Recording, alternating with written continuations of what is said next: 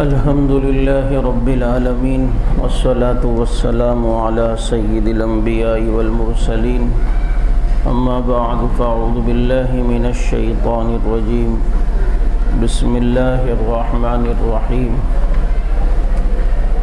محمد رسول الله والذين معه أشداء على الكفار رحماء بينهم صدق الله العظيم اللهم صل على محمد وعلى آله وأصحابه وبارك وسلم۔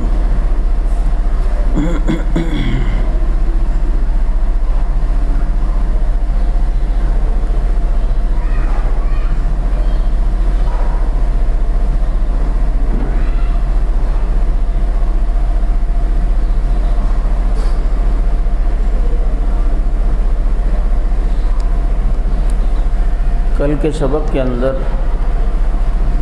حضرات صحابہ کرام رضوان اللہ علیہم اجمعین بمعنی عادل کیا معنی ہے، وہ کس طرح معیار حق ہیں، اس کے دلائل اور کچھ اصول آپ حضرات کے سامنے آئے تھے، اور ایک دو اعتراضات جن کے جوابات ہم نے دیے۔ ایک بڑا اشکال اور اعتراض صحابہ کرام پر جو کیا جاتا ہے، اور کئی روافظ کے اس پہ کلپ بھی ہیں، اور یہ کہ الزام ہے کہ آپ صلی اللہ علیہ وسلم کا جنازہ جب ہوا تو 11 افراد کے علاوہ کسی نے نہیں پڑھا، اور 11 افراد نے پڑھا، باقی صحابہ جو تھے وہ خلافت اور حکومت کے چکر میں پڑ گئے اور حضور صلی اللہ علیہ وسلم کے جنازے کی طرف توجہ نہیں دی۔ یہ اتنا بڑا الزام ہے حضرات صحابہ کرام رضوان اللہ علیہم اجمعین پر کہ جس کا کوئی سر پیر نہیں ہے۔ پہلی بات یہ ہے کہ ان سے یہ کہا جائے کہ کیا آپ صلی اللہ علیہ وسلم کا جنازہ اس طرح ہوا ہے جس طریقے سے عام مسلمانوں کا ہوتا ہے، اور کیا اس طرح نبی کا جنازہ پڑھنا ٹھیک تھا کہ جس میں نبی کو سامنے رکھ کر دعا کریں کہ اللہ ان کی بخشش فرما اور ان کی مغفرت فرما۔ اور دوسری بات یہ ہے کہ اگر یہ بات ہوتی تو یہ اتنے تواتر اور شہرت کے درجے کو پہنچی ہوئی ہوتی کہ اس کا جھوٹ پر جمع ہونا یہ محال ہوتا۔ ایک بات یہ یاد رکھیں کہ آپ صلی اللہ علیہ وسلم کے جسد اطہر کو حجر شریف میں رکھا گیا ہے، اور پھر ٹولیوں کی صورت میں صحابہ آتے گئے اور آپ صلی اللہ علیہ وسلم پر درود پڑھ کر جاتے گئے۔ اب یہ طریقہ کیسے ہوا اور کیوں ہوا، تو یہ بات یہ یاد رکھیں، ہم اپنی کتاب سے نہیں بتاتے بلکہ شیعوں کی کتاب ہے جلاء العیون ملا باقر مجلسی کی۔ وہ ایک روایت لائے ہیں کہ آپ صلی اللہ علیہ وسلم سے ابو بکر و عمر نے دنیا میں پوچھا کہ جب آپ کا انتقال ہو جائے تو کیا کرنا ہے اور کس طریقے سے آپ کی تجہیز و تکفین کرنی ہے، تو آپ صلی اللہ علیہ وسلم نے فرمایا کہ پہلے مجھ پر اللہ درود بھیجے گا، پھر تم بھیجنا زمرتن زمرتن فصلوا علیہ وسلموا تسلیما، ٹولی در ٹولی ہو کر مجھ پر درود پڑھنا۔ ایک تو پہلے اللہ درود پڑھے گا، پھر فرشتے مجھ پہ درود پڑھیں گے، اور پھر تم لوگ ٹولی در ٹولی ہو کر مجھ پر درود پڑھنا۔ یہ طریقہ جلاء العیون والے نے لکھا ہے کہ آپ صلی اللہ علیہ وسلم نے خود ابو بکر اور حضرت عمر کو بتایا، اور بتانے والے کون ہیں کہ ابو بکر و عمر، اور ان پر الزام کہ جناب وہ جنازے میں شریک نہیں ہیں، اور ابو بکر پر الزام کہ جن کی بیٹی کے گھر میں آپ صلی اللہ علیہ وسلم کی تجہیز و تکفین ہوئی، حالانکہ صدیق اکبر رضی اللہ تعالیٰ عنہ غسل میں شریک تھے۔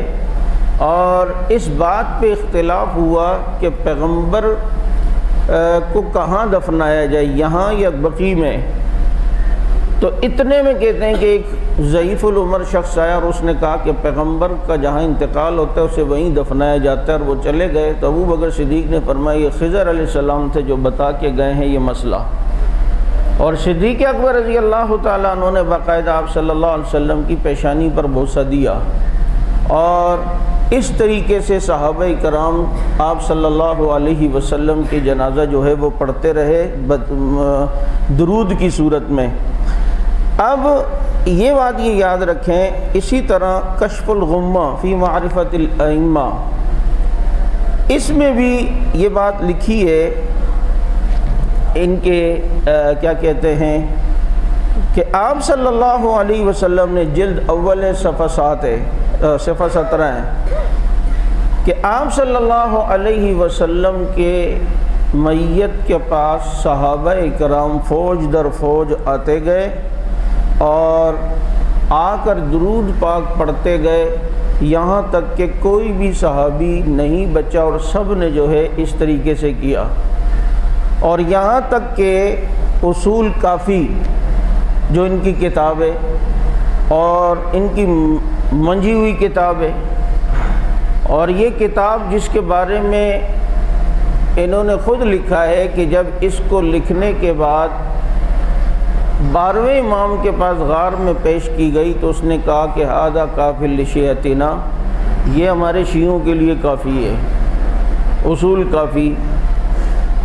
اصول کافی میں جلد اول صفحہ 270 میں یہ جملہ ہے، اور امام باقر یہ کہتے ہیں، اور آپ کو پتہ ہے شیعوں کے یہاں امام معصوم ہوتا ہے تو اس کا قول بھی معصوم ہوگا، کہ وہ کہتے ہیں قال لما قبض النبی صلی علیہ الملائکہ، جب حضور صلی اللہ علیہ وسلم کا انتقال ہوا تو فرشتوں نے آپ پر نماز پڑھی یعنی درود پڑھا، اور والمہاجرون والانصار، مہاجرین نے اور انصار نے فوجن فوج در فوج ہو کر، ٹولی در ٹولی ہو کر۔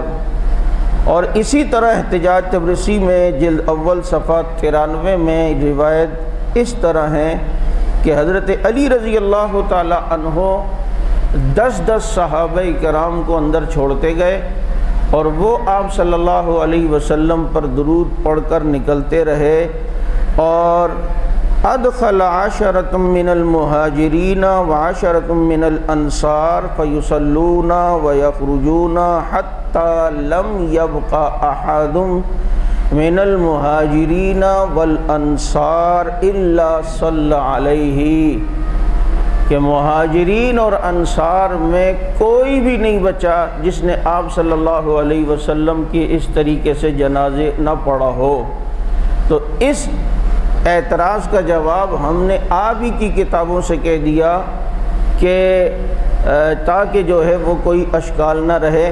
تو بہرحال جب دل کے اندر میں نے کہا کہ جگہ نہیں ہوتی تو پھر آدمی ہر ایک کی صحیح بات کے اوپر بھی جو ہے وہ اشکال کرتا ہے، اور اسی طرح حیات القلوب کے اندر بھی یہ بات موجود ہے، اور جلد 2 صفحہ 297 کہ آپ صلی اللہ علیہ وسلم کے حجرے میں مہاجرین اور انصار ٹولی در ٹولی آتے رہے، اور آ کر جو ہے آپ صلی اللہ علیہ وسلم پر اس طریقے سے جو ہے وہ درود پڑھ کے جاتے گئے۔ تو یہ تو کوئی بات نہیں ہے کہ ساری زندگی، میں نے کل آپ سے کہا تھا کچھ اصول میں کہ تاریخ کے اندر جو بات لکھی ہوئی ہوگی وہ یہ دیکھا جائے گا کہ ان شخصیات یا اس شخصیت کی عام جو زندگی ہے اس کے مزاج کے خلاف تو نہیں ہے۔ یہ بات اصول کل بتایا تھا یا نہیں بتایا تھا؟ تو چنانچہ یہ کیسے ہو سکتا ہے کہ ساری زندگی جو آپ صلی اللہ علیہ وسلم پر جان نچھاور کرتے رہے وہ آپ صلی اللہ علیہ وسلم کو آخری بار دیکھنے کے لیے نہیں آئے، اور آپ صلی اللہ علیہ وسلم کو آخر کے اندر جو ہے انہوں نے زیارت نہیں کی؟ تو بہرحال عقل بھی اس چیز کا تقاضا کرتی ہے کہ اس چیز کو جو ہے وہ سوچا جائے۔ اب ایک اور اعتراض جو بڑے اعتراضوں میں شمار ہوتا ہے، اور آج تک اس کو لے کر حضرات صحابہ کرام رضوان اللہ علیہم اجمعین کی توہین کی جاتی ہے، تنقیص کی جاتی ہے، اور لوگوں کو حضرات صحابہ کرام رضوان اللہ علیہم اجمعین سے متنفر کرنے کی جو ہے وہ کوشش کی جاتی ہے۔ وہ کیا ہے کہ جی صحابہ احد میں بھاگ گئے تھے، احد میں بھاگ گئے تھے۔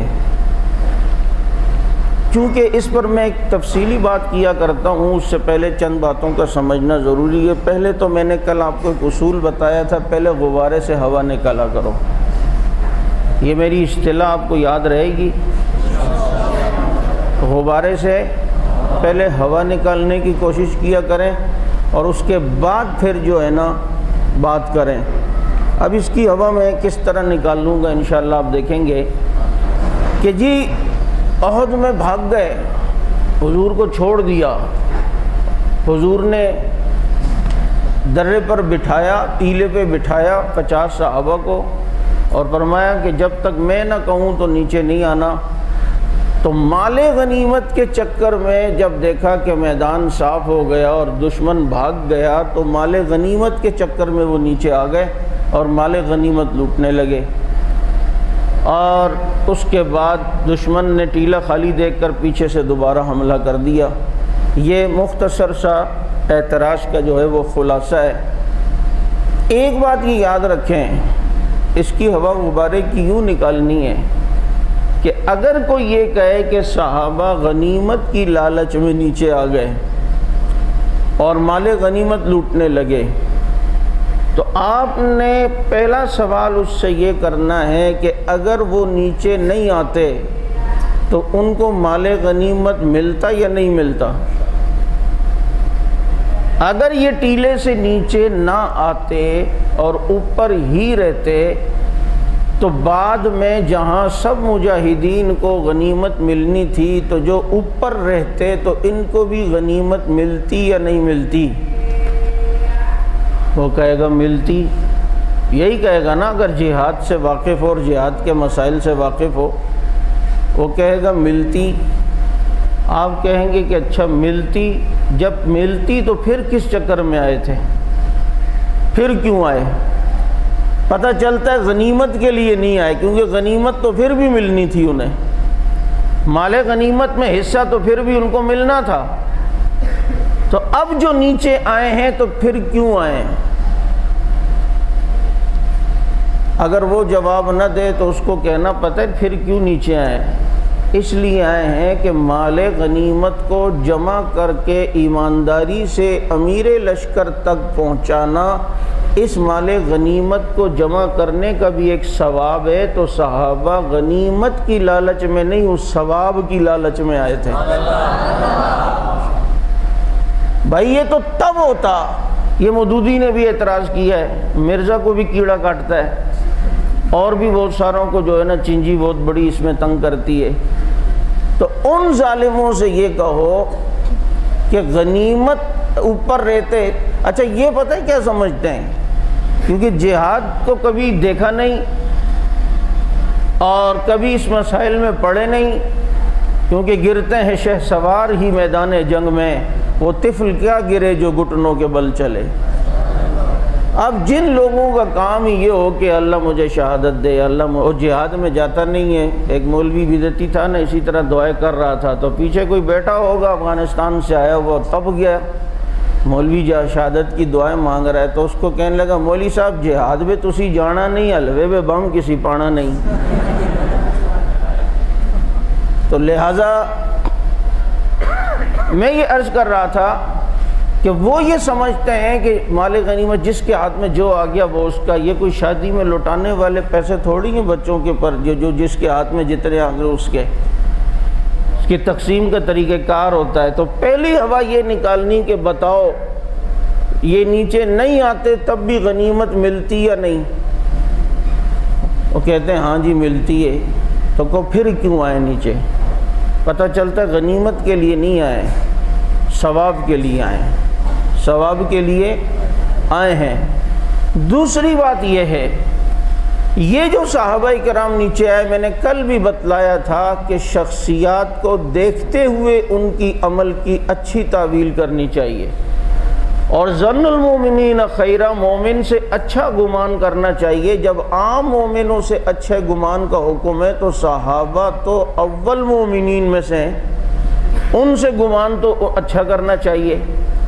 لیکن دوسری بات یہ کہ صحابہ قیامت تک معیار ہیں، میں نے کل کہا تھا ان کا عمل قیامت تک معیار ہے اور قیامت تک کے لیے رہنمائی ہے، اس لیے مختلف اوقات میں ان سے کچھ ایسی لغزشیں کروائی تاکہ بعد والوں کو پتہ چلے کہ تم سے یوں ہو جائے تو تم یوں کرو، جیسے اللہ ان سے راضی ہو گیا اللہ تم سے بھی یوں راضی ہو جائے گا، اور ایسی بہت ساری جو ہیں وہ چیزیں ہیں۔ اب جناب یہ جو شکست ہوئی ہے صحابہ کرام کے ذریعے سے، اللہ نے قیامت تک مسلمانوں کو یہ بتایا ہے کہ شکست میں تم نے کیا کرنا ہے، اور یہ شکست وقتی تھی، دائمی نہیں تھی۔ اب دیکھیں بدر میں صحابہ کو فتح ہوئی، اس کے بعد کی تمام جنگوں میں فتح ہوئی۔ اب مسلمان مجاہدین اور جرنیلوں نے آنا تھا قیامت تک، انہوں نے علاقے فتح کرنے تھے، تو فتح کرنے کے بعد کیا کرنا ہے، تو اس کا معیار تو مسلمانوں کے پاس عملاً تھا، بدر کی صورت میں، تبوک کی صورت میں، اور حنین کی صورت میں، اور دیگر جنگوں کی صورت میں۔ لیکن مسلمانوں کو اگر شکست ہو جائے تو پھر کیا کرنا ہے، اس کا معیار کوئی نہیں تھا۔ تو احد میں وقتی پسپائی دے کر بتایا کہ اگر کبھی شکست ہو جائے تو یوں کرنا ہے جیسے نبی کے صحابہ نے کیا، اور جیسے اللہ نے ان کو دوبارہ فتح دی تمہیں بھی اللہ یوں فتح دے گا۔ بات سمجھ آ رہی ہے یا نہیں آ رہی؟ اب جناب یہ وقتی پسپائی ہے۔ اچھا پھر یہ جو کہتے ہیں بھاگنا ہے، ایک ایک پاؤں کا اکھڑنا، ایک ایک پاؤں کا اکھڑنا، اور دوسرا ہے بھاگ جانا۔ اور پاؤں کا اکھڑنا یہ کوئی عیب نہیں ہے، سامنے والے کا اگر حملہ زور آور ہے اور آدمی کے فطری طور پہ پاؤں اکھڑ جائیں تو یہ عیب نہیں ہے۔ بھاگنا کس کو کہتے ہیں کہ آدمی وہاں سے چپل چھوڑ کے بھاگے اور جا کے اپنے گھر میں بیٹھے اور کانپنے لگے، دروازہ بند کرے، اس کو بھاگنا نہیں کہتے، بلکہ اگر دشمن حملہ کرے اور اچانک اور تھوڑی دیر پیچھے آ کر دشمن کو اچھی طرح جج کر کے دوبارہ اس پر جھپٹ جایا جائے تو اس کو پالیسی کہتے ہیں، اس کو حکمت کہتے ہیں، اس کو جنگی چال کہتے ہیں، اور بقول اقبال اس کو کہتے ہیں پلٹ کے جھپٹنا، جھپٹ کے پلٹنا، لہو گرم رکھنے کا ہے ایک بہانہ۔ اب یہ جو پیچھے ہوئے پھر آگے آئے، اسی لیے حضرت حیدری شہید رحمۃ اللہ علیہ سے کسی نے کہا کہ صحابہ احد میں بھاگ گئے تھے، تو انہوں نے کہا پھر کیا ہوا؟ کہا بھاگ گئے تھے، تو کہا پھر کیا ہوا؟ کہا پھر آ گئے تھے۔ بھائی اینڈ تو یہی ہے نا، آپ نے بھی یوں ہی کہنا ہے پھر کیا ہوا؟ پھر کیا ہوا یہ بھی بتا ظالم، تیری مثال اس لڑانے والی عورت کی طرح ہے کہ ایک معاملہ ختم ہو گیا ہو تو پھر بھی آتا ہے اچھا کیا ہوا تھا، پھر ان کی ہو گئی سارے معاملات اور یہ اچھا کیا ہوا تھا، اچھا یہ تو نہیں ہونا چاہیے تھا، نہیں ہونا چاہیے تھا، جو ہو گیا، جس کے ساتھ کیا اسی نے معاف کر دیا، تو کون ہوتا بیچ میں اب آنے والا؟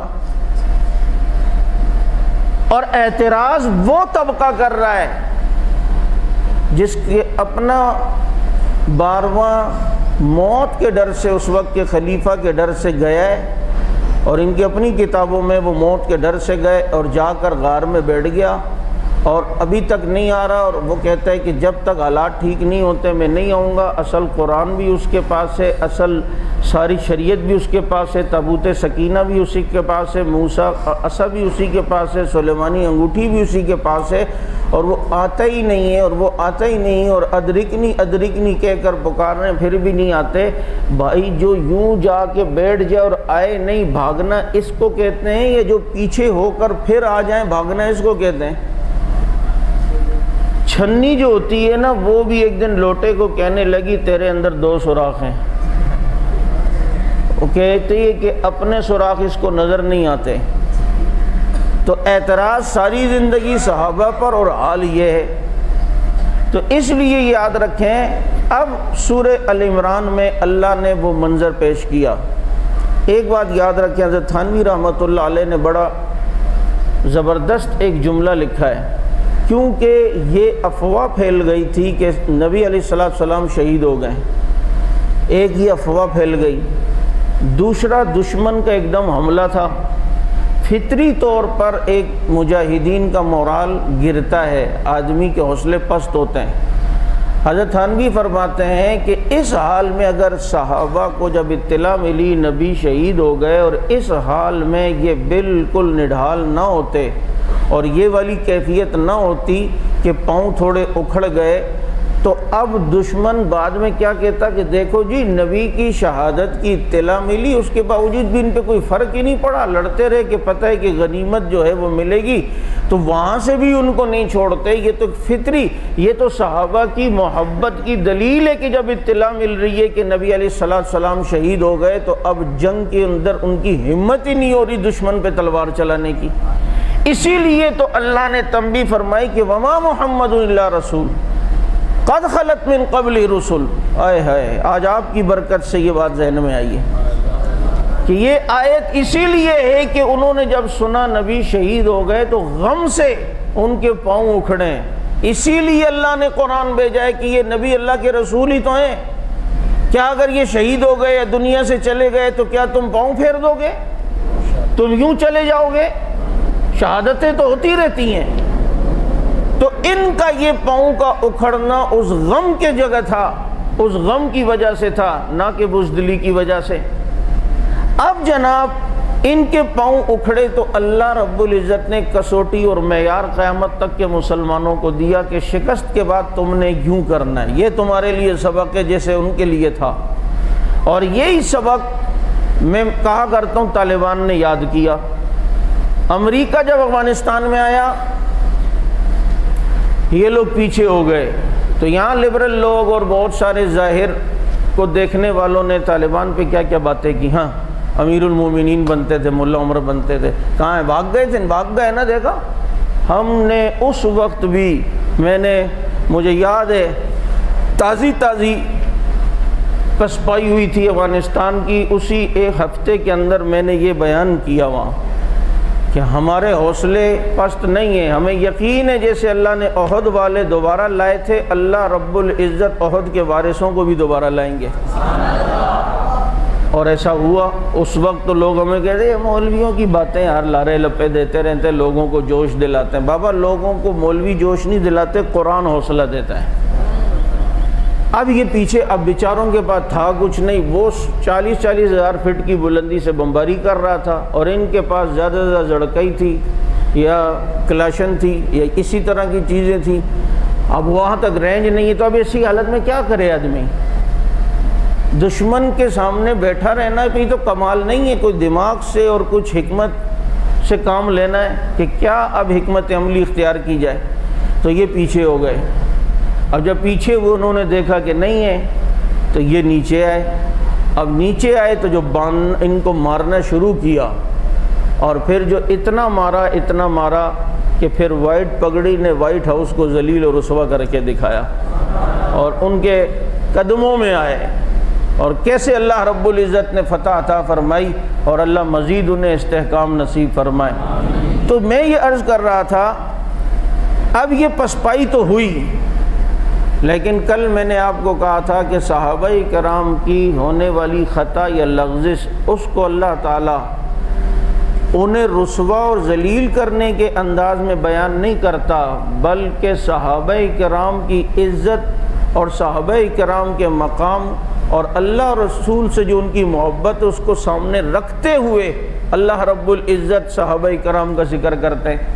اب انہیں تسلی دی، اور کیا تسلی دی کہ یہ شکست تمہیں کیوں ہوئی ہے۔ اب دیکھو ان کی شکست میں کتنا فائدہ ہے، لمحوں نے خطا کی، صدیوں نے جزا پائی، ان کی خطائیں بھی رحمت کی گھٹائیں۔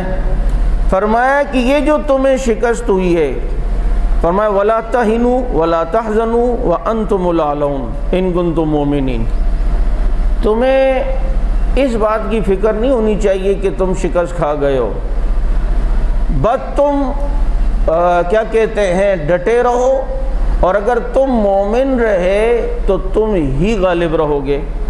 وَأَنْتُمُ الْأَعْلَوْنَ إِن كُنتُم مُؤْمِنِينَ، چنانچہ وَأَنْتُمُ الْأَعْلَوْنَ إِن كُنتُم مُؤْمِنِينَ کہا کہ ڈٹے رہو، اگر مومن رہو گے اللہ تمہیں غلبہ دے گا۔ تو بعد میں دوبارہ غلبہ مل گیا یا نہیں مل گیا؟ تو پتہ چلا صحابہ مومن تھے۔ اس پر ایک اعتراض کا جواب بھی اس آیت میں سامنے آ گیا کہ یہ جو کہتے ہیں کہ نبی کے بعد صرف 4 صحابہ مسلمان تھے، باقی مرتد ہو گئے تھے، ان سے کوئی 4 نے کیا ساری دنیا میں دین پہنچایا ہے؟ کل بھی کوئی بات آئی تھی کہ عقل سلیم بھی اگر کسی بات کو تسلیم نہ کرتی ہو تو وہ چیز بھی قابل قبول بولو۔ اور یہاں پر ساری زندگی پیغمبر جیسی شخصیت نے محنت کی، اور ان کے جانے کے بعد فوراً ان کی محنت کا اثر زائل ہو گیا اور نعوذ باللہ سارے مرتد ہو گئے، اور 4 ان کے علاوہ کوئی مسلمان۔ اچھا پھر اصول کافی کی روایت ہے، ان 4 میں جن کا کہتے ہیں حضرت مقداد ہیں، سلمان فارسی ہیں، اور اسی طریقے سے دوسرے کون ہیں؟ حضرت سلمان ہیں، حضرت مقداد ہے، ابو ذر غفاری ہے، ان میں حضرت علی کا نام نہیں ہے، حضرت حسن حسین کا نام یہ سن لو۔ جب بھی تمہارے سامنے کبھی یہ روایت آئے یا تم نے ان کے سامنے بات کرنی اور وہ یہ کہے کہ جناب 4 مسلمان رہ گئے تھے، یا بعض جگہ ہے کہ 3 مسلمان رہ گئے تھے، تو اب ان کے اندر جو ان کی کتاب میں لکھا ہے کہ جی اتنے مسلمان، تو ان کو کتاب لاؤ، وہ کتاب لائے گا، کہو پڑھو، تو پڑھ کے سنائے گا، کہو اس میں حضرت علی کا نام کیوں نہیں ہے، حضرت فاطمہ کا نام کیوں نہیں ہے؟ تم کہہ رہے ہو یہ تو کرامت ہے نا پھر باقی صحابہ کی کہ یہ پھنسے یا نہیں پھنسے شیعہ۔ الجا ہے پاؤں یار کا زلف دراز میں، لو خود ہی اپنے دام میں سیاد آ گیا۔ اس میں نہ حضرت علی کا نام ہے، نہ حضرت حسنین کا نام ہے، نہ حضرت عباس کا نام ہے، نہ حضرت عقیل کا نام ہے، نہ حضرت عبداللہ ابن جعفر کا نام ہے، نہ حضرت فاطمہ کا نام ہے ہی نہیں۔ تو تم کہہ رہے ہو کہ صرف 4 ہی مسلمان رہ گئے تھے، ان میں ان کا نام ہی نہیں۔ اچھا صرف 4 مسلمان رہے، باقی مومن نہیں رہے۔ اللہ کہتے ہیں وَأَنْتُمُ الْأَعْلَوْنَ إِن كُنتُم مُؤْمِنِينَ، تم ہی غالب رہو گے اگر تم مومن ہوئے۔ اب نبی کے جانے کے بعد صحابہ ہر جنگ میں غالب رہے یا نہیں رہے؟ جب وہ ہر جنگ میں غالب رہے تو کیا دلیل ہے کہ مومن تھے جبھی تو غلبہ رہا؟ کیونکہ اللہ نے غلبے کی شرط جو رکھی ہے وہ ایمان۔ اب صحابہ کرام نے نبی کے بعد مسلمہ سے جنگ لڑی، کون غالب رہا؟ مومن تھے تو غالب رہے نا۔ کیسر و کسرا سے جنگ لڑی ہے، کون غالب رہا؟ بابا مومن تھے جب ہی غالب رہے نا۔ قادسیہ کی جنگیں ہوئیں، شام کی جنگیں ہوئیں، بابا کون غالب رہے؟ بابا مومن تھے تو جب ہی غالب رہے نا۔ افریقہ کے علاقے فتح ہوئے، آپ کے مکران تک جناب علاقے فتح ہوئے، صحابہ غالب رہے۔ اب جب صحابہ غالب رہے تو دلیل ہے کہ مومن تھے جبھی تو غالب رہے۔ اور پھر اتنی عقل کے ابھی میرے منہ سے کچھ سنیں گے کہ صحابہ مرتد ہو گیا نہیں، اپنے سابقہ دین پر آ گئے نبی کے بعد۔ یہ صحیح ارتداد ہے کہ دین سابقہ وہی شرک والا قبول کیا اور علاقے فتح کر کے وہاں مسجدیں بنا رہے ہیں، علاقے فتح کر کے وہاں بتوں کو توڑ رہے ہیں، علاقے فتح کر کے جناب وہاں پر کیا کہتے ہیں اسلامی نظام نافذ کر رہے ہیں۔ اگر یہی ارتداد ہے تو اللہ کرے کوئی ایسا مرتد حکمران اللہ ہمیں بھی دے دے۔ کیا خیال ہے؟ پھر تو ہمیں بھی کوئی ایسا مل جائے تو ٹھیک ہے بھائی، ان مسلمانوں سے تو پھر وہ مرتد اچھا ہوگا۔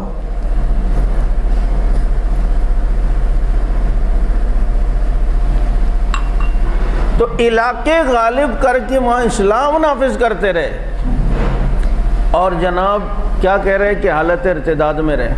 اب یہ پسپائی ہوئی، اب اللہ نے صحابہ کرام کے اس عمل کو دیکھو پیش کیسے کیا کہ بھئی یہ جو اگر تمہیں زخم آئی یمسسکم قرح فقد مس القوم قرح مثلہ، آج تمہیں زخم آئے تو اس سے پہلے ان کو زخم آئے تھے بدر میں۔ وَتِلْكَ الْأَيَّامُ نُدَاوِلُهَا بَيْنَ النَّاسِ، ہم تو اس طرح لوگوں کے درمیان دنوں کو بدلتے رہتے ہیں، کبھی وہ غالب کا، یہ سلسلہ تو رہے گا۔ یہ سلسلہ تو رہے گا، اس لیے اس کی ٹینشن نہ لیں۔ اب جناب یہ تمہیں کیوں ہوا شکست وقتی؟ وَلِيَعْلَمَ اللَّهُ الَّذِينَ آمَنُوا وَيَتَّخِذَ مِنكُمْ شُهَدَاءَ، اللہ تعالیٰ دیکھنا چاہتا تھا کہ تم میں ایمان والا کون سا ہے۔ جو ایمان والے تھے وہ ڈٹے رہے، جو منافقین تھے وہ عبداللہ ابن ابی کے ساتھ چلے گئے تھے۔ ایک تو یہ جانچ پڑتال ہوئی، اور صحابہ وہاں ڈٹے رہے، یہ ان کے ایمان کی دلیل ہے کہ اور واپس پھر دشمن کا تعاقب کیا۔ یہ نہیں ہے کہ اپنے گھروں پر آ گئے اور عبداللہ ابن ابی منافق کی طرح بھاگ گئے، جس نے جنگ کے شروع ہی میں جو کہا تھا کہ میری مشورہ نہیں مانا گیا، میں جا رہا ہوں، اس کے ساتھی بھی اس کے ساتھ چلے گئے۔ اگلی حکمت بتائی وَيَتَّخِذَ مِنكُمْ شُهَدَاءَ، تم میں سے بعضوں کو شہادت دینی تھی۔ اور یہ جو وقتی تمہیں شکست ہوئی ہے تو وَاللَّهُ لَا يُحِبُّ الظَّالِمِينَ، اللہ ظالموں سے محبت نہیں کرتا۔ یہ نہیں ہے کہ اگر انہیں فتح ہوئی ہے تو اللہ ان سے محبت کر رہے ہیں، وہ ظالم، کیونکہ ان شرک لظلم عظیم میں پڑے ہوئے ہیں۔ تو محبت میری تمہارے ساتھ ہی ہے، ان کے ساتھ نہیں ہے۔ اور یہ سب کچھ کیوں ہوا؟ دوسری جگہ فرمایا وَلِيُمَحِّصَ اللَّهُ الَّذِينَ آمَنُوا وَيَمْحَقَ الْكَافِرِينَ، اللہ مومنوں کو پاک کرنا چاہتا ہے اور کافروں کو مٹانا چاہتا ہے۔ اب مومنوں کو پاک کرنا چاہتا ہے، یعنی ان کو زخم وغیرہ آئے ہیں، تکلیف ہوئی ہے تو اس سے گناہ دھلتے ہیں۔ وَيَمْحَقَ الْكَافِرِينَ، اور اللہ کافروں کو مٹانا چاہتا ہے، ان کی شکست میں بھی برکتیں۔ وَيَمْحَقَ الْكَافِرِينَ، اللہ کافروں کو مٹانا چاہتا ہے۔ کیا مطلب؟ مٹ تو بظاہر مسلمان رہے، کافر کیسے؟ تو دیکھو بھائی، بدر میں کافروں کو شکست ہوئی، اگر احد میں بھی شکست ہوتی نا تو یہ کہتے نہیں بھائی زما پلار توبہ اس نہ زما، باپ کی بھی توبہ اب نہیں جائیں گے، ہم بڑا مارتے ہیں۔ لیکن احد میں وقتی فتح لے کے گئے نا کافر، ان کے حوصلے بڑھے، نہیں یار اس کا مطلب ہے ہم مسلمانوں سے لڑ سکتے ہیں۔ تو یہی حوصلہ ان کو ہمیشہ رہا، اور بعد کی جنگوں میں کفار بڑی تعداد میں آئے تو اللہ نے صحابہ کے ذریعے انہیں بڑی تعداد میں مروایا۔ یہ ہے وَيَمْحَقَ الْكَافِرِينَ۔ اب یہ احد کے اندر یہ سب کچھ ہوا جو کچھ بھی ہوا، اور اللہ رب العزت نے آپ صلی اللہ علیہ وسلم کو آگے کیا فرمایا؟ ایک تو فرمایا کہ آپ کے صحابہ سے جو کچھ ہوا یہ دل کو چھوٹا نہ کرے، کیوں؟ وَلَقَدْ عَفَا اللَّهُ عَنْهُمْ، اللہ نے انہیں کیا کر دیا؟ معاف کر دیا۔ اللہ نے انہیں، اب بتاؤ جب اللہ نے معاف کر دیا تو کسی چمار کو صحابہ کے بارے میں گفتگو کرنے کا حق ہے؟ کسی چمار کو صحابہ کرام کے بارے میں تنقید کرنے کا حق ہے؟ نہیں ہے۔ اور ایک جگہ نہیں، دو جگہ اللہ نے احد کے ان شرکاء کی معافی کا اعلان کیا، اور صرف اعلان نہیں کیا، انداز دیکھو یار، اس سے لاڈلے بھی دنیا میں کوئی ہیں کہ بظاہر دیکھا جائے تو چلو غلطی ہو گئی، پاؤں اکھڑ گئے، نبی کو زخم آئے، اللہ کے محبوب کو زخم آئے، اور اللہ کے نبی کا خون نکل رہا ہے، جس کو اگر دیکھا جائے تو ظاہر میں وجہ یہ ہوئی کہ وہ سمجھے شہید ہو کر ان کے پاؤں کھڑ گئے۔ اب جناب اللہ کے محبوب زخمی ہیں، اس کے باوجود اللہ صحابہ کے بارے میں کیا انداز اپنا رہے ہیں، اور وہ انداز یہ ہے جیسے مثال کے طور پر کسی کارکن سے کوئی غلطی ہو جائے تو جماعت کا سربراہ مقامی علاقے کے صدر کو اگر فون کر کے کہے چلے جی ان کو معاف کر دیں، ان کی رکنیت بحال کر دیں، میں کہہ رہا ہوں نا، اوپر سے آئے اور سفارش آئے۔ اب یہ اوپر سے کیسے صحابہ کے بارے میں سفارش آ رہی ہے؟ فرمایا اے نبی فاعفو عنہم، آپ بھی انہیں معاف کریں۔ اللہ نے تو معاف کیا ہے نا، اللہ سفارش کر رہے ہیں ان لاڈلوں کی اور حکم دے رہے ہیں فاعفو عنہم، آپ معاف کر دیں، واستغفر لہم، ان کے لیے استغفار بھی کریں، ان کے حوصلہ بڑھے گا، اور نبی ہمارے لیے توبہ کر رہے ہیں، کیونکہ فاعفو عنہم، آپ تو انہیں معاف کر لیں گے لیکن آپ میرے سے بھی ان کے حق میں استغفار کریں تو ان کے حوصلے اور بڑھیں گے۔ اچھا صرف اتنا ہی کرنا ہے؟ میں اس کی مثال دیا کرتا ہوں، اگر کسی مرید سے کسی شاگرد سے کوئی غلطی ہو جائے اور پیر صاحب استاد جی کو بڑی تکلیف بھی ہو گئی ہو اور وہ بیچارہ شرمندہ ہو کر آئے اور استاد جی یہ کہہ دے جاؤ معاف کر دیا بیٹا کوئی نہیں، لیکن اس کے باوجود اس محبت کرنے والے اس مرید اس شاگرد کے دل میں ایک بوجھ رہے گا کہ یار پتہ نہیں وہ پہلے والی حالت لوٹے گی نہیں، جیسے پہلے ہم فری تھے اور پہلے جس طرح ہم بات کرتے تھے، صحیح ہے معاف تو کر دیا ہے، لیکن اگر یہ پیر صاحب یا استاد جی ایسے کارکن یا ایسے مرید کو جو غلطی اگر اس سے کبھی ہو بھی گئی ہو اور وہ پیر صاحب اس سے کہہ دے جاؤ بیٹا میں نے معاف کیا، اور صرف اتنا نہ کہ اور کہ اچھا یار بیٹھو ایک مشورہ ہے تم سے، اچھا مشورہ یہ کہ بتاؤ بھی وہ مدرسے کا کام ہم شروع کر رہے ہیں تو وہ کس ٹھیکیدار کو بولے، اب دیکھو دل سے وہ بوجھ نکلتا جائے گا اور وہ ٹینشن ختم، اڑے یار یہ پہلے والی حالت لوٹ آئی ہے بالکل، لیکن صرف معاف کر دینے میں وہ مزہ نہیں ہے، آدمی کہے گا یار وہ پتہ نہیں پہلے والی حالت لوٹے گی نہیں، لیکن ایک دم مشورے کے لیے بٹھا دو کہ بیٹھ جاؤ مشورہ کرتے ہیں تم سے، ادھر صرف معافی کا نہیں کہا بلکہ فرمایا فاعف عنہم واستغفر لہم وشاورہم فی الامر، ان سے مشورہ بھی کریں تاکہ ان کے دل میں آنے والا بوجھ وہ ختم ہو جائے، وشاورہم۔ اب ذرا توجہ کرنا بات کہاں سے کہاں نکلے گی، کہا وشاورہم فی الامر، ان سے کاموں میں مشورہ بھی آپ نے کرنا ہے، ان کی حوصلہ افزائی ہو۔ اب مشورے کا حکم دے رہے ہیں اللہ، اور مشورہ کس سے کرنا ہے بولے؟ آپ نے سے روزے لگائے ہوں گے، تبلیغی ساتھی مشورے سے پہلے جو ہے نا وہ کچھ آداب بیان کرتے ہیں کہ بھائی مشورے کے آداب ہیں، مشورے سے پہلے مشورہ نہ دو، اخلاص سے دو، اپنی ذاتیات نہ ہو، اپنا مفاد نہ ہو۔ اب وہ سامنے والا مشورہ دیتا ہے لیکن کیا پتہ اس میں کسی کا مفاد ہے یا نہیں ہے، آپ سے کوئی مشورہ مانگے تو بھائی ٹھیک ہے آپ اس سے مشورہ دیں گے تو ہم آپ کے ظاہر کو جانتے ہیں کہ اس نے اخلاص سے مشورہ دیا، دوسرا پتہ نہیں صاحب رائے ہے یا بھی نہیں اور مشورے کی اہلیت اس میں ہے یا نہیں، لیکن اللہ تو صحابہ کے دلوں کو جانتا ہے نا کہ یہ ایسے صاحب الرائے ہیں اور ایسا مشورہ دینے والے ہیں کہ ان کا مشورہ اخلاص پر مبنی ہوگا اور ان کے مشورے میں کسی قسم کے ذاتی مفاد نہیں ہوگا۔ اب جن لوگوں سے اللہ مشورے کا حکم دے رہے ہیں وہ کون؟ وہ کون؟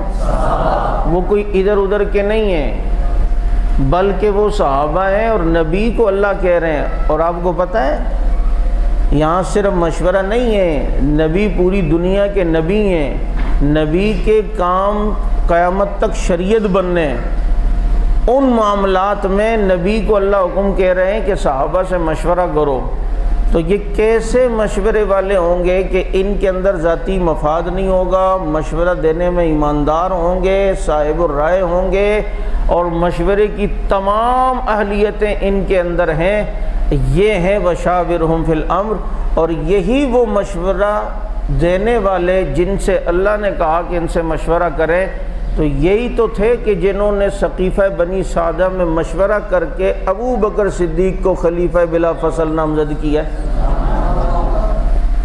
یہ عام ادھر ادھر کے لوگ نہیں تھے، یہ جو کہتے ہیں کہ جی انہوں نے تو ابو بکر کو خلیفہ بنایا اور یہ غلطیاں ہوئیں اور یہ ہوا، مفاد تھا اور یوں تھا، اور وہ جتنے اعتراض ہیں وشاورہم فی الامر نے سارے ختم کر دیے کہ یہ وہ لوگ ہیں جو ابو بکر صدیق رضی اللہ تعالی عنہ کی خلافت کے اوپر مشورہ کر کے ان کو خلیفہ نامزد کر رہے ہیں۔ بات سمجھ آ رہی ہے یا نہیں آ رہی ہے؟ تو یہ بہرحال احد کی پسپائی کا حقیقی پس منظر ہے کہ جس کو کسی اور صورت کے اندر جو ہے وہ بیان کیا گیا جبکہ اس کی حقیقت یہ تھی۔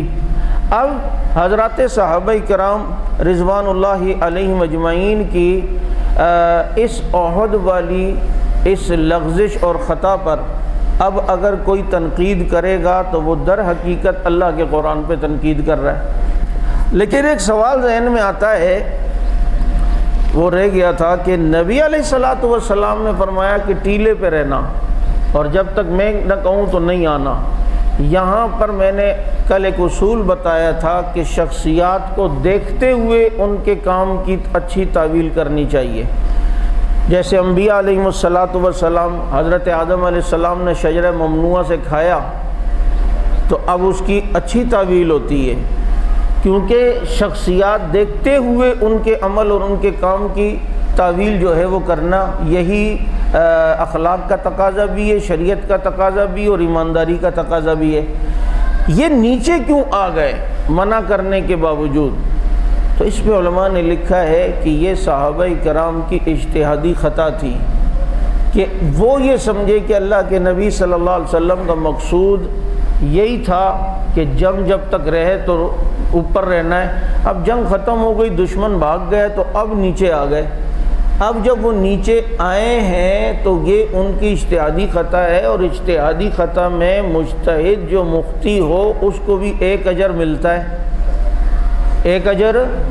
اور ایسا ہوتا ہے، اجتہادی خطا ہو جاتی ہے کہ دو رائے بن جائیں، مثلاً یہ کس کا ہے،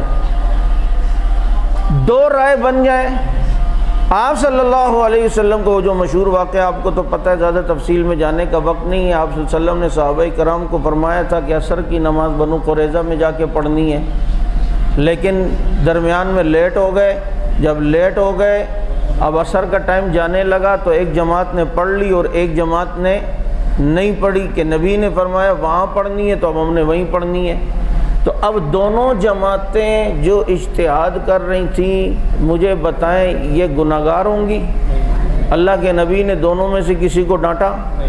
جب ہو گیا معاملہ احد والا، جب اللہ نے ان کی معافی کا اعلان کر دیا تو کسی چمار کو اجازت نہیں ہے کہ وہ حضرات صحابہ کرام رضوان اللہ علیہم اجمعین کے خلاف جو ہیں وہ بکواس کریں۔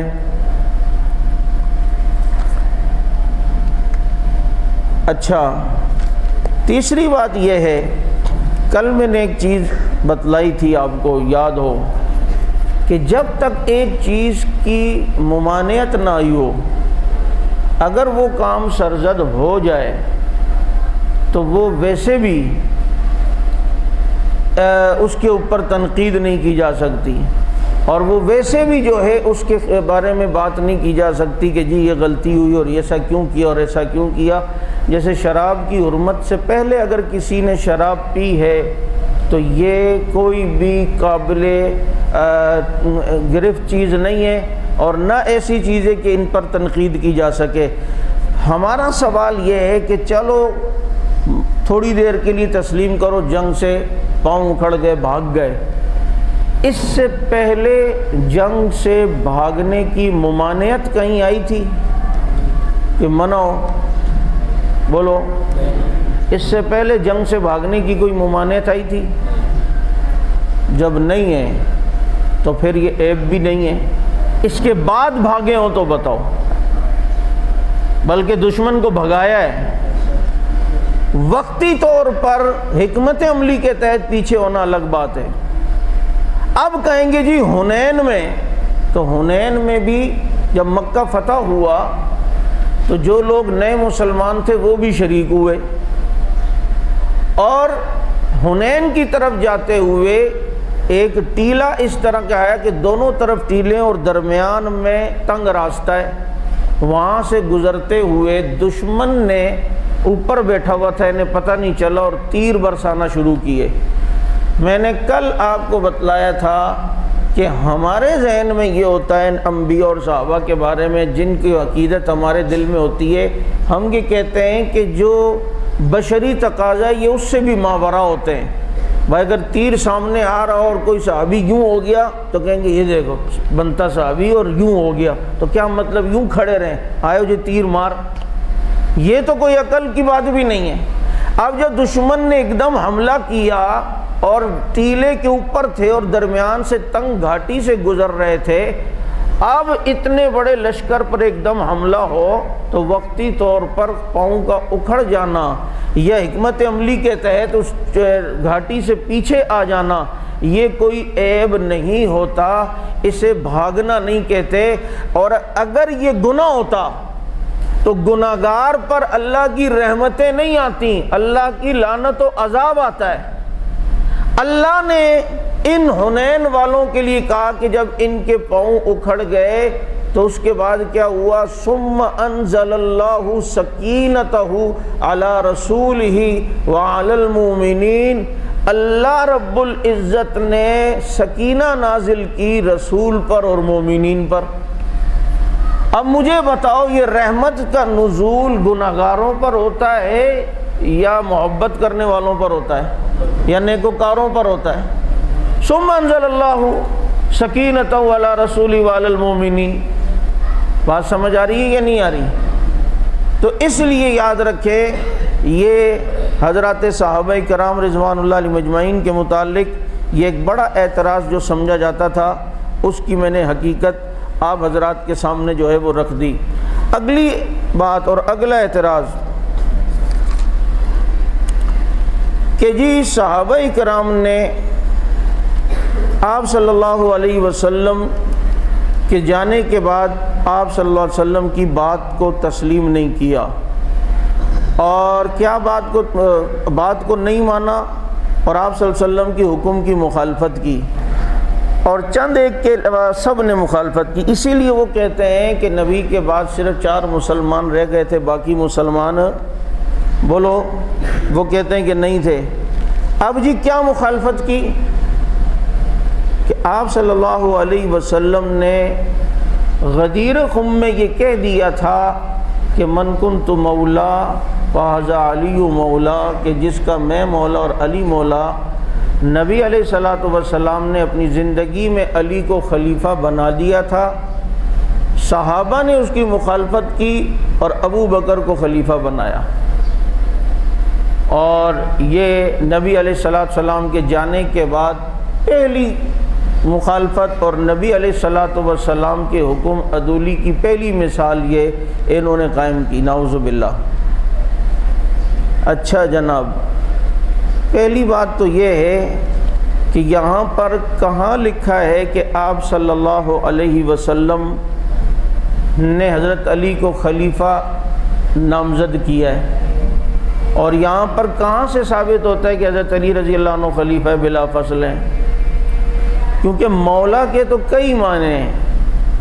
وہاں بات یہ کہ کسی صحابی سے کسی بات پر حضرت علی رضی اللہ عنہ کا اختلاف ہوا تو ان کی محبت جتانے کے لیے فرمایا کہ بھائی علی وہ ہے کہ جس کا میں دوست ہوں اس کا علی بھی دوست ہے۔ اب اگر مولا کا معنی، اچھا سن لے ایک بات، شیعہ ساری زندگی حضرت علی کے خلیفہ بلا فصل ہونے پر یہی دلیل دیتے ہیں، روڈوں پہ بھی لکھا ہوتا ہے، تقریروں میں بھی کر رہے ہوتے ہیں، اور غبارے کی میں ہوا نکالتا ہوں کوئی، ساری زندگی دلیل یہی دیتے ہیں نا، بولو زیادہ بڑی دلیل یہی ہے۔ ان سے کہو کہ ثابت تم نے کرنا حضرت علی کو خلیفہ بلا فصل، تمہارے اندر اتنی ہمت ہے کہ من کنت مولا کے اندر جو مولا ہے اس کا ترجمہ خلیفہ بلا فصل کر سکو۔ بھئی خلیفہ بلا فصل نام اگر ثابت کرنے کے لیے دلیل یہ دے رہے ہو تو ترجمہ کیا ہونا چاہیے کہ جس کا میں خلیفہ بلا فصل ہوں علی بھی اس کا خلیفہ بلا فصل ہے۔ لیکن شیعہ الٹا لٹک جائیں، مولا کا ترجمہ خلیفہ بلا فصل نہیں کر سکتا۔ جب تو اس سے خلیفہ بلا فصل کا مولا کا ترجمہ نہیں کر سکتا تو یہ دلیل تیری کیسے بنے گی حضرت علی کے خلیفہ بلا فصل ہونے کی؟ کیونکہ اگر وہ کہے گا کہ نبی فرماتے ہیں کہ جس کا میں خلیفہ بلا فصل اس کا علی خلیفہ بلا فصل، تو پوچھا جائے گا کہ نبی کس کے خلیفہ بلا فصل ہیں؟ سوال تو یہی ہوگا نا کہ نبی کس کے خلیفہ بلا فصل ہیں۔ اور اگر یہ کہا جائے کہ جی جس کا میں اگر معنی سردار لیا جائے تو سردار سے آپ خلیفہ بلا فصل مراد لے رہے ہیں، تو جس کا میں سردار اس کا علی بھی سردار، تو نبی تو سارے نبیوں کے سردار ہیں، کیا حضرت علی بھی سارے نبیوں کے سردار ہیں؟ بات سمجھ آ رہی ہے؟ تیسری بات یہ ہے کہ یہاں اگر یہ مان لیا جائے تو ایک وقت میں پھر 2 حکمرانوں کا ثبوت ہوگا، کیونکہ نبی فرماتے ہیں کہ میں بھی خلیفہ بلا فصل ہوں اور علی بھی، تو ایک وقت میں دو خلیفے، بولو، ایک وقت میں دو خلیفہ، ایک وقت میں دو حکمران ہو سکتے ہیں، کیونکہ نبی تو اس وقت موجود ہیں، اللہ کے نبی تو اس وقت موجود ہیں۔ اور کبھی حضرت، چوتھی بات، کبھی حضرت علی رضی اللہ تعالی عنہ نے اپنے خلیفہ ہونے کو، حق کو جتانے کے لیے دلیل کے طور پر یہ من کنت مولا والی حدیث پڑھی ہو تو تم اپنی ہی کتابوں سے بتا دو۔ اگر یہ اتنی بڑی دلیل تھی، حضرت علی کا حق تھا خلافت، تو یہ کم از کم دلیل کے طور پر حضرت علی رضی اللہ تعالیٰ عنہ اپنی زندگی میں اس کو تو بطور دلیل پیش کرتے نا۔ کبھی ایک دفعہ حضرت علی رضی اللہ تعالیٰ عنہ نے خود کیے تو بتاؤ، کون سے حکم کی مخالفت کی ہے؟ پھر دوسری بات یہ ہے، اب چلو بات چلی تو بتا دوں، چونکہ اصل پھڈا خلافت سے شروع کرتے ہیں کہ نبی کی بات نہیں مانی اور خلیفہ ابو بکر کو بنایا۔ ہمارا سوال ان سے یہ ہوتا ہے کہ خلافت سے مراد تمہاری کیا ہے؟ خلافت سے مراد تمہاری کیا ہے؟ دینی رہنمائی یا حکمرانی؟ اگر وہ کہتے ہیں کہ دینی رہنمائی مراد ہے، حکمرانی مراد نہیں ہے، حکومت کا ہونا ضروری نہیں ہے خلافت کے لیے، تو ان سے کہیں کہ ٹھیک ہے، حضرت علی دینی رہنما ہے، ابو بکر خلیفہ ہے، حکمران ہے، حکومت ان کے پاس ہے، تو پھر جھگڑا کس بات کا؟ پھر ابو بکر صدیق نے قبضہ کیا کیا ہے؟ سمجھ آ رہی ہے؟ پھر یہ جو کہتے ہیں نا کہ ابو بکر نے خلافت پہ قبضہ کیا ہے، بھائی ان سے پوچھو ایک سیکنڈ کے لیے بھی حضرت علی خلیفہ بنے؟ وہ کہیں گے نہیں۔ تو وہ قبضہ اس چیز پر ہوتی ہے جو پہلے کسی کی ملکیت میں ہو، بعد میں کوئی اور قبضہ کر کے بیٹھ جائے، بعد میں کوئی اور۔ ایک سیکنڈ کے لیے بھی بنے تھے نبی کے بعد؟ کہیں گے نہیں۔ تو اس خلافت سے تمہاری کیا مراد ہے؟ دینی رہنمائی یا حکومت؟ اگر کہنی دینی رہنمائی تو کو ٹھیک ہے، دینی رہنما حضرت علی کو مان لیتے ہیں، حکومت ابو بکر کے پاس ہے، تو ابو بکر سے حضرت علی نے چھینا کیا ہے؟ وہ تو ان کے پاس ہے۔ اگر وہ کہے کہ مراد حکومت ہے، دینی رہنما بھی ہو اور حکومت بھی اس کے پاس ہو، تو ہم کہیں گے کہ پہلی بات یہ بتاؤ کہ تمہارے مذہب کے مطابق خلیفہ کون بناتا ہے؟ وہ کہتے ہیں کہ ہمارے مذہب کے مطابق خلیفہ کا چناؤ اللہ کرتا ہے، اور اللہ باقاعدہ اس کا نام لے کر اسے منتخب کرتا ہے، اور اللہ نے حضرت علی کا نام لیا۔ یا ایھا الرسول بلغ ما انزل الیک من ربک میں یہ لکھا ہے ان کی تفسیروں میں کہ نبی علیہ السلام کو جو یہ حکم ہے کہ تبلیغ کریں جو آپ کی طرف نازل ہوا، یہ علی کی خلافت کا کہا تھا۔ ان کے یہاں خلیفہ کا انتخاب اللہ کرتے ہیں، اور اللہ نے حضرت علی سے، نبی سے کہا تھا کہ تمہارے بعد خلیفہ یہ ہوں گے۔ ہم یہ کہتے ہیں کہ یہ بتاؤ اگر اللہ نے یہ کہا تھا تو خلیفہ تو وہ بنے نہیں، تو آپ نے تو پھر اپنے عقیدے کے مطابق اللہ کو عاجز مان لیا، مانا یا نہیں مانا؟ پھر تو نعوذ باللہ اللہ نے کہا تھا ایسا ہوگا اور ایسا ہوا نہیں، تو یہ تو اللہ رب العزت کی علم کی بھی مخالفت ہے اور اللہ رب العزت کی قدرت کی بھی مخالفت ہے۔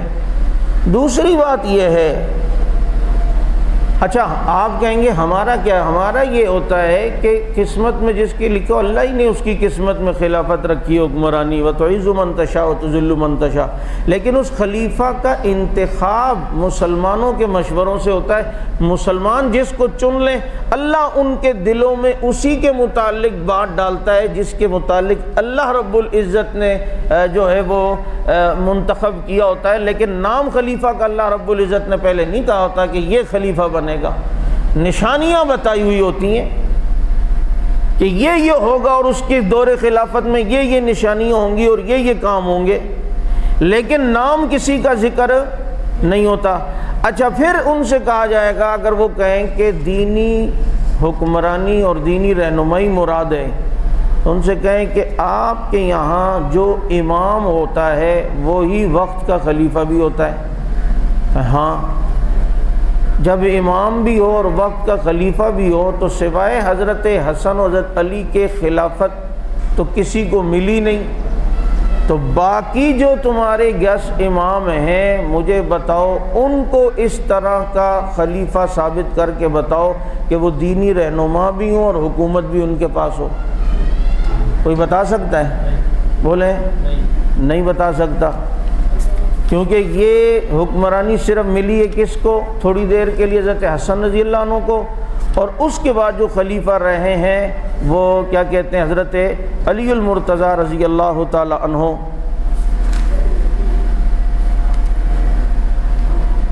اب دیکھیں اللہ رب العزت نے ایک وعدہ کیا خلافت کے متعلق، یہ سورہ نور آیت 55 ہے، وعد اللہ الذین آمنوا منکم وعملوا الصالحات لَيَسْتَخْلِفَنَّهُمْ فِي الْأَرْضِ كَمَا اسْتَخْلَفَ الَّذِينَ مِنْ قَبْلِهِمْ۔ اللہ نے یہ وعدہ کیا ہے مومنوں سے، اور مومن بھی کون سے؟ کہ منکم، جو تم میں سے ہیں۔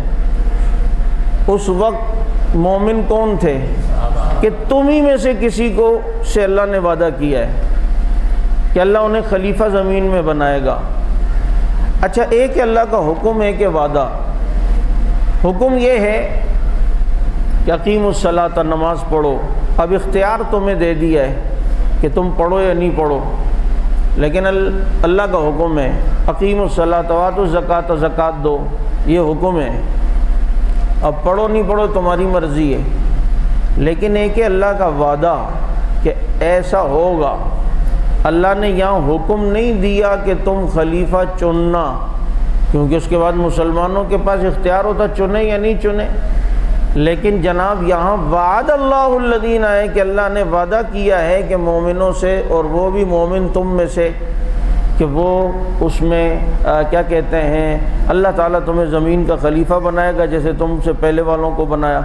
وَلَيُمَكِّنَنَّ لَهُمْ دِينَهُمُ الَّذِي ارْتَضَىٰ لَهُمْ وَلَيُبَدِّلَنَّهُمْ مِن بَعْدِ خَوْفِهِمْ أَمْنًا، اور یہ دین اس کی خلافت میں متمکن ہوگا، اور یہ خوف تبدیل ہو جائے گا کہ دشمن ایک دم حملہ کرے گا، ایسا اس کی حکمرانی میں نہیں ہوگا۔ اور یعبدوننی لا یشرکون بی شیئا،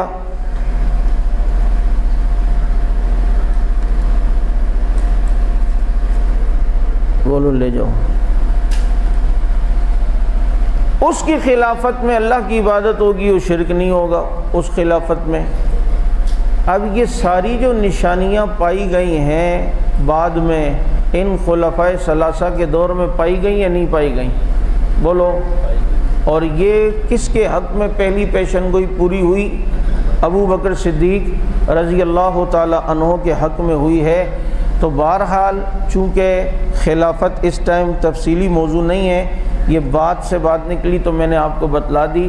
ایک بات یہ یاد رکھیں کہ صدیق اکبر رضی اللہ تعالیٰ عنہ خلیفہ بلا فصل مسلمانوں کے، اور اللہ رب العزت نے انہیں خلافت سے سرفراز فرمایا۔ حضرت صدیق اکبر رضی اللہ عنہ کی بیعت حضرت علی نے بھی کی، حضرت حسنین نے بھی کی، اور تمام مسلمانوں نے باتفاق حضرت علی رضی اللہ تعالیٰ عنہ کو خلیفہ نامزد فرمایا اور خلیفہ چنا۔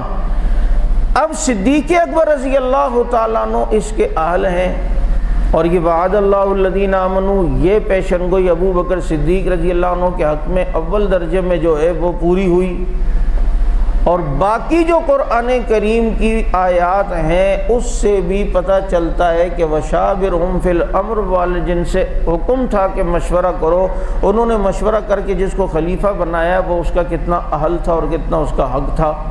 کیسے کہ اللہ رب العزت نے قرآن کریم میں فرمایا یا ایھا الذین آمنوا من یرتد منکم عن دینہ فسوف یأتی اللہ بقوم یحبہم ویحبونہ، کہ اگر کبھی فتنہ ارتداد ہوا، پتہ چلتا ہے قرآن نے بتایا کہ ارتداد ہونے کا فتنہ ہوگا، مرتدین کا فتنہ ہوگا۔ اب اس کے مقابلے میں جو جنگ کریں گے ان کی علامت بتائی کہ یحبہم ویحبونہ، اللہ ان سے محبت کرتا ہوگا، وہ اللہ سے محبت کرتے ہوں گے۔ اور کیا ہے؟ یحبون و یحبون اذلۃ علی المؤمنین اعزۃ علی الکافرین، مومنوں پہ وہ نرم ہوں گے اور کافروں پہ سخت ہوں گے۔ کون؟ جو مرتدین سے جنگ کریں گے۔ یجاہدون فی سبیل اللہ، ایک نشانی ہے کہ اللہ کی راہ میں جہاد کریں گے۔ ولا یخافون لومۃ لائم، کسی ملامت کرنے والے کی پرواہ۔ ہمارا سوال ہے یہ ارتداد کا فتنہ کس کے دور میں ہوا اور پھر کس نے اس کی سرکوبی کی؟ اور سرکوبی کرنے والے کی علامت بتائی کہ وہ اور اس کی جماعت ایسی ہوگی کہ یحبہم و یحبونا، اذلۃ علی المؤمنین، مومنوں پہ نرم ہوں گے، اعزۃ علی الکافرین، کافروں پر یجاہدون فی سبیل۔ اچھا یہ ساری باتیں، مومنوں پہ نرم، کافروں پہ سخت، اللہ رسول سے محبت کرنے والے، اس میں سارے ہی تھے، لیکن کمال درجے پہ ابو بکر صدیق پہنچے اور وہی اس دور میں خلیفہ بھی ہیں۔ دوسری بات یہ ہے کہ اللہ نے قرآن میں فرمایا انا نحن نزلنا الذکر و انا لہ لحافظون، قرآن نازل کیا، ہم اس کی حفاظت کریں گے، اور ان علینا جمعہ و قرآن، اس قرآن کو جمع کرنا اللہ کہتے ہیں ہمارے ذمہ، یہ قرآن کو جمع کرنے کا ذمہ اللہ نے لیا۔ اب دیکھنا یہ ہے کہ اتنا بڑا کام اللہ نے کس سے لیا، اور یہ کام ظاہر بات ہے کہ حکومتی سطح پر ہی ہو سکتا ہے، اور کوئی ایسا خلیفہ ہو کہ جو یہ کام کرے کہ قرآن محفوظ ہو جائے، تو ہم دیکھتے ہیں کہ یہ قرآن کریم ابو بکر صدیق کے دور میں جمع ہوا۔ سمجھ آ رہی بات یا نہیں؟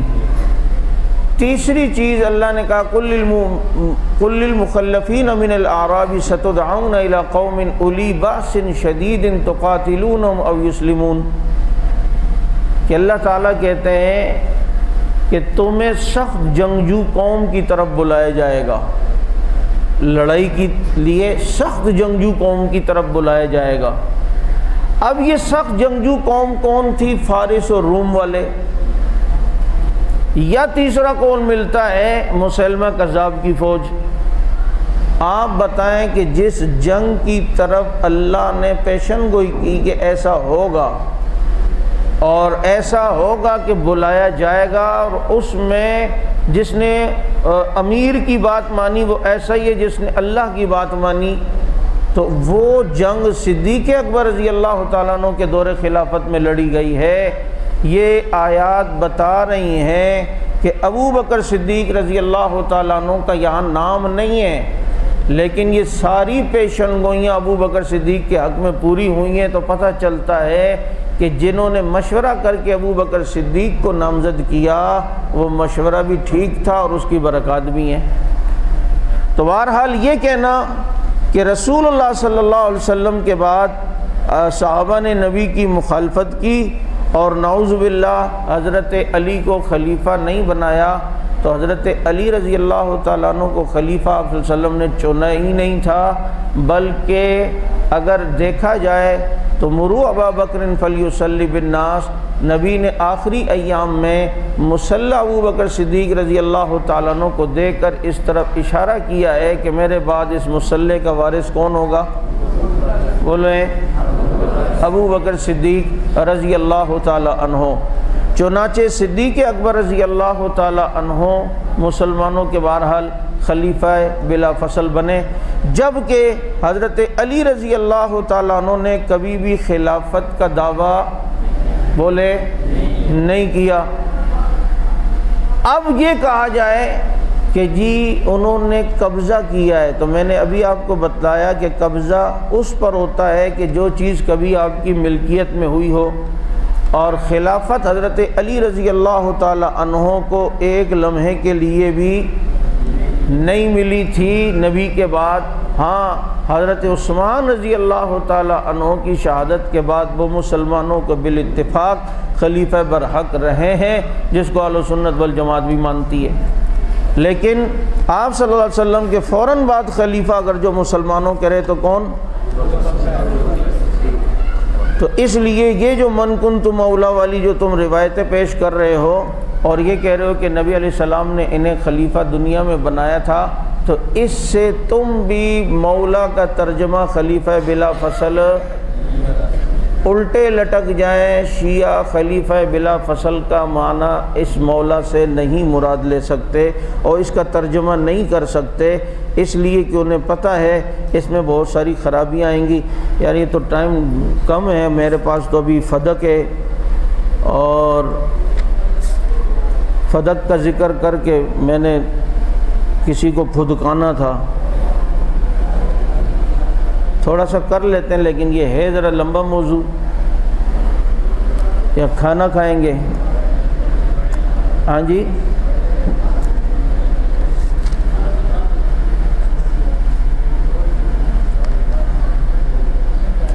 تو کتنے سارے اعتراضات کے جوابات ہو گئے۔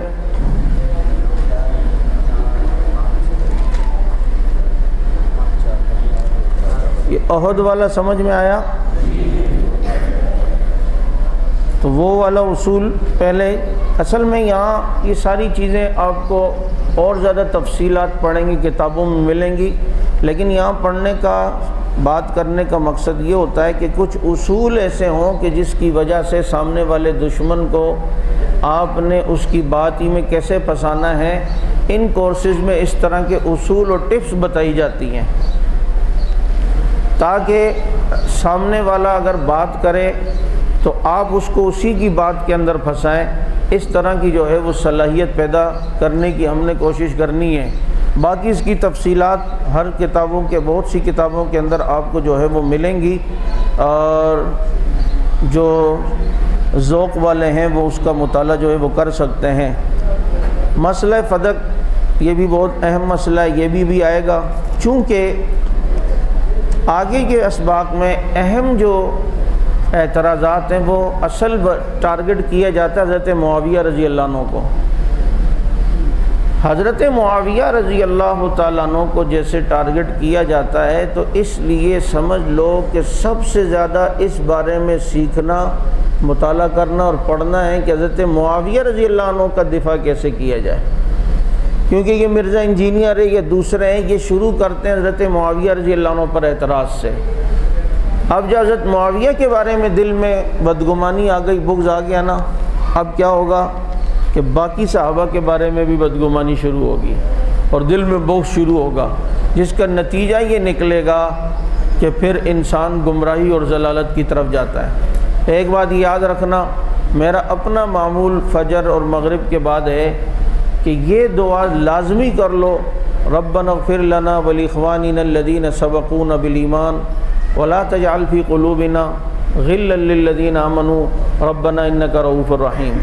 یہ صحابہ کرام کے بارے میں بدگمانی سے بچنے کے لیے یہ دعا ہے، اور یہ قرآن کریم نے اس دور میں نازل کی۔ اللہ کو پتہ تھا ایسے لوگ آئیں گے جو صحابہ کرام سے اس طرح بدگمان کریں گے، تو ان کے فتنوں سے بچنے کے لیے یہ دعا ہے، ربنا اغفر لنا ولاخواننا الذین سبقونا بالایمان ولا تجعل فی قلوبنا غلا للذین آمنوا ربنا انک رؤوف رحیم۔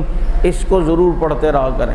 تو بہرحال آگے مسئلہ فدق ہے اور مسئلہ قرطاس ہے، اور جناب حضرت معاویہ رضی اللہ عنہ پر اعتراضات کے جوابات ہیں۔ یہ سارے انشاءاللہ العزیز اہم مسائل، یہ درس آپ کے سامنے ہفتے والے دن انشاءاللہ بیان ہوں گے۔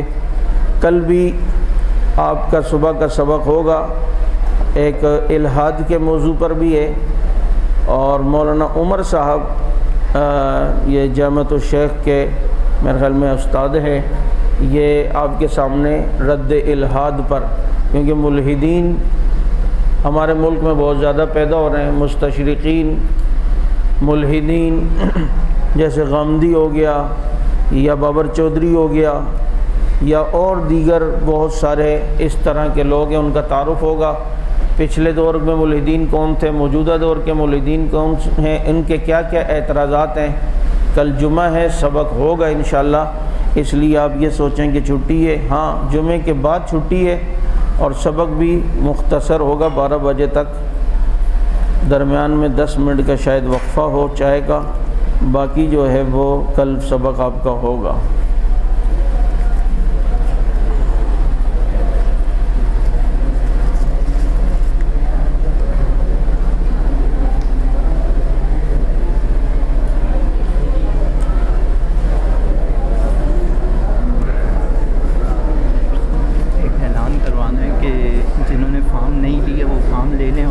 جمع نہیں کرائے وہ جمع کروا۔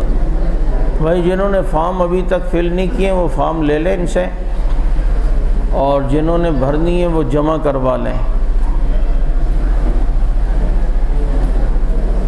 ٹھیک ہے، یہ شعر پڑھ سکتے ہیں۔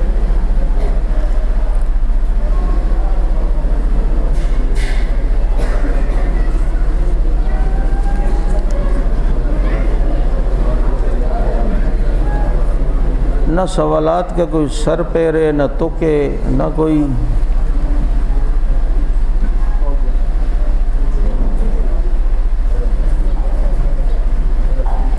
غزوے کا ایک تو اصطلاحی معنی ہے کہ جہاں آپ صلی اللہ علیہ وسلم شریک ہوئے، لیکن جہاں غزوہ ہند یا دوسری جگہ غزوہ وہ اس کے لغوی معنی کے اعتبار سے ہے کہ غزوہ مطلق جو ہے وہ لڑنے کو بھی کہتے ہیں اور جنگ کو بھی کہتے ہیں۔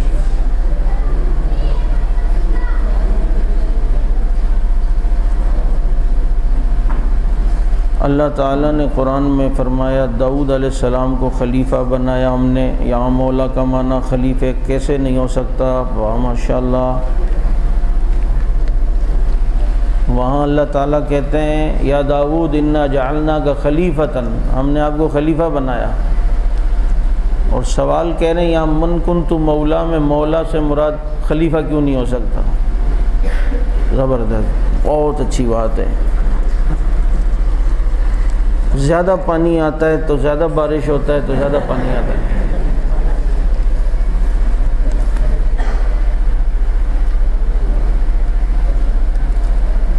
ابو بکر صدیق رضی اللہ عنہ کی صحابیت کا انکار کرنے پر تکفیر کا گائے، باقی کسی صحابی کو صحابی سمجھتے ہوئے اگر اس کا انکار کرے گا تو پھر تو حکم دوسرا ہے۔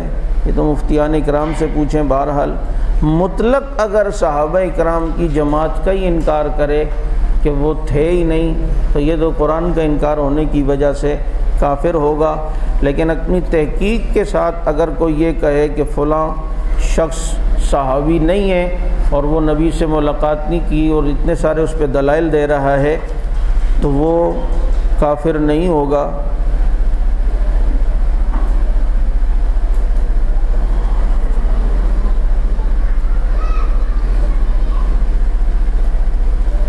یہ کیا مطلب؟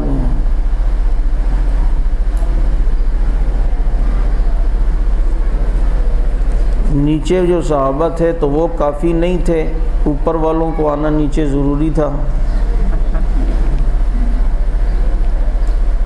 بھائی مجھے ذرا دکھ ہوگا کہ آپ نے کل بھی اور اتنے آئے ہوئے اور آپ کے سوالات ایسے ہیں کہ جس کا کوئی سر پیر نہ ہو، تو یہ ذرا تکلیف کا باعث ہے کہ یار ان کو کچھ سمجھ میں آ رہی نہیں ہے۔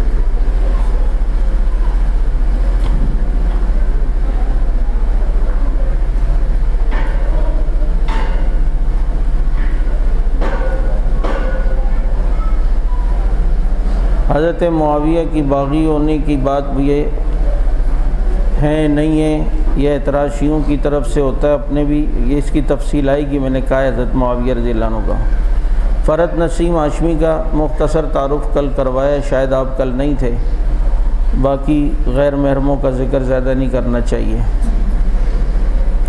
شیعہ عید غدیر کہتے ہیں، اس کو کہتے ہیں 18 ذی الحج کو آپ صلی اللہ علیہ وسلم نے من کنت مولا کہا تھا، تو اس لیے غدیر خم کے موقع پہ کہا تھا، اس کو عید غدیر مناتے ہیں۔ جبکہ حقیقت یہ ہے کہ جس طرح شیعہ ذہن اور شیعہ مزاج ہے وہ صحابہ پر بعض دفعہ کھلا تبرہ کرتا ہے، بعض دفعہ ذو معنی میں، تو یہاں بھی یہ حضرت عثمان رضی اللہ عنہ کی شہادت والے دن عید غدیر منا رہے ہیں، ورنہ من کنت مولا یہ ضروری نہیں ہے کہ وہ 18 ذی الحج کو کہا ہو اور 18 ذی الحج بنتی ہو۔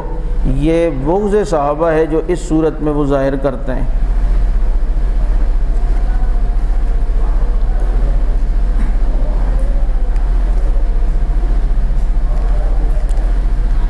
4 صحابہ کو مومن ہونے کا شیعہ قول شاید اس بھی نہ پڑے کہ اہل بیت تو ہیں مومن، نہیں اہل بیت تو ہیں مومن نہیں، نام کیوں نہیں ذکر کیا؟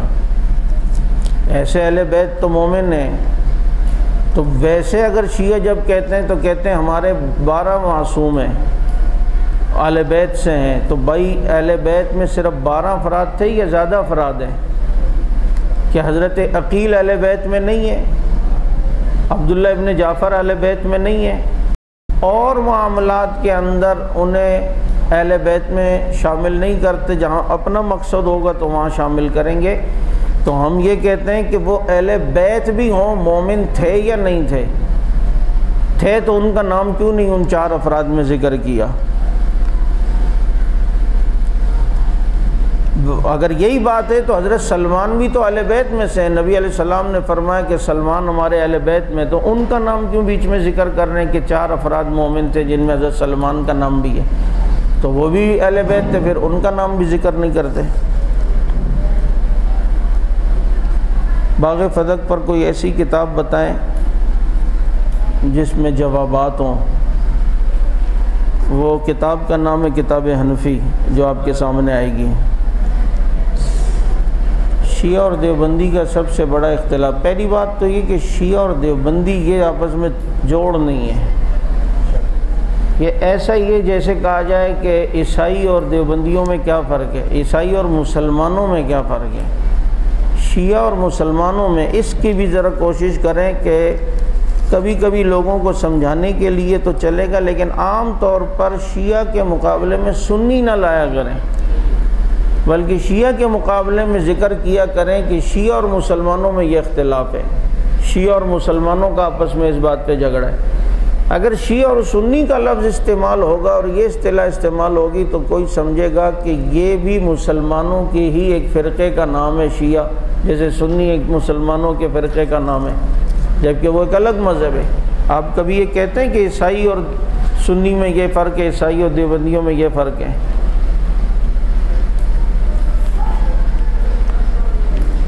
صحابہ اکرام کے آپس کے اختلافات پر کوئی تسلی بخش کتاب، اس پر بہت ساری کتابیں، جنگ جمل و صفین، حقیقت کیا ہے، اور اسی طریقے سے بشیر حصاروی صاحب کی صحابہ کرام رضوان اللہ علیہم اجمعین کا عادلانہ دفاع، اور علامہ خالد محمود صاحب کی اوقات میں اس کے متعلق بہت ساری باتیں ہیں۔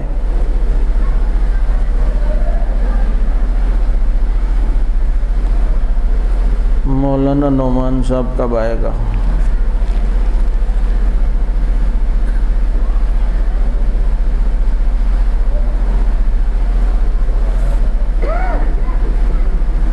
صحابہ کرام پر اچھا سا شعر سنا دیں۔ ہمارے مفتی ظفر ولی خان صاحب نے ایک واقعہ سنایا کسی بزرگ کا، اس کے بعد نماز کے بعد کسی نے پرچی بھیجی کہ آپ وہ والا واقعہ دوبارہ سنا دیں، تو حضرت نے فرمایا 20,000 میں کرائے کا مولوی رکھو اور سارے دن اس سے تم قصے سنتے رہو۔ تو میں تو آپ کو یہ جواب نہیں دے سکتا، آپ محترم آدمی ہیں، تو اس لیے صحابہ کرام کے بارے میں اچھا سا شعر اتنے سارے آ رہے ہیں،